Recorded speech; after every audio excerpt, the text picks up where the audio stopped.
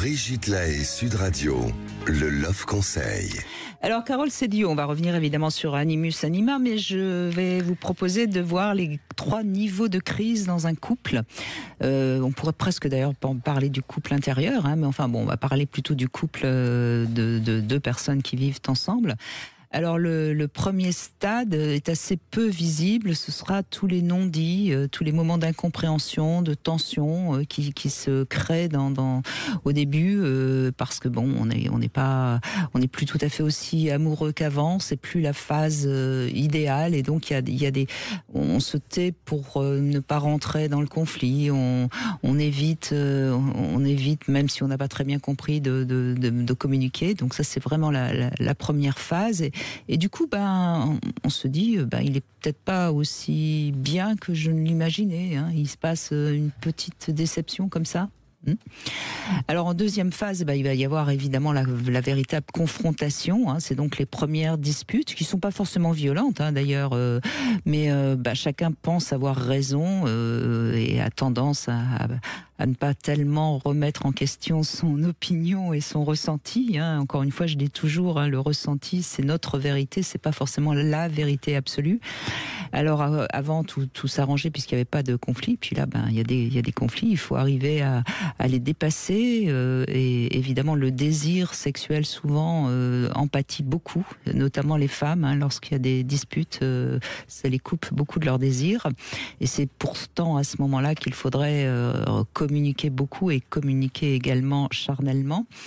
Et puis ça démarre aussi le temps des frustrations, et on met ça un peu sur le dos de l'autre. Je peux pas faire ça, c'est de sa faute, etc.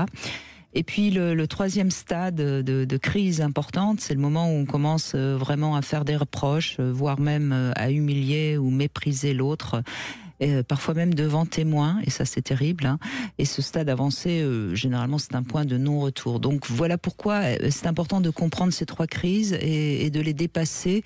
Enfin, en tout cas, de dépasser les 2 premières, parce qu'à ce moment-là, on n'arrive pas à la 3e. Et si on arrive à la 3e, je pense qu'il est plus que temps d'aller consulter, sinon le couple est voué à la rupture.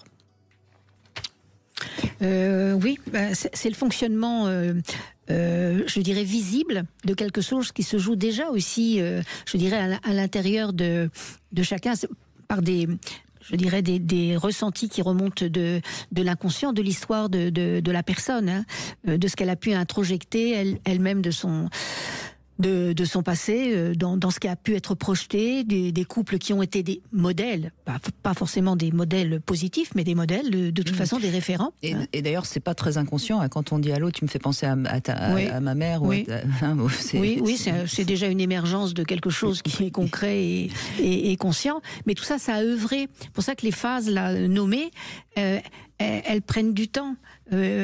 Finalement, qu'est-ce qui s'est passé pendant ce temps-là qui, de la première phase, fait passer à la 2e, à la 3e? Qu'est-ce qui s'est joué là aussi inconsciemment?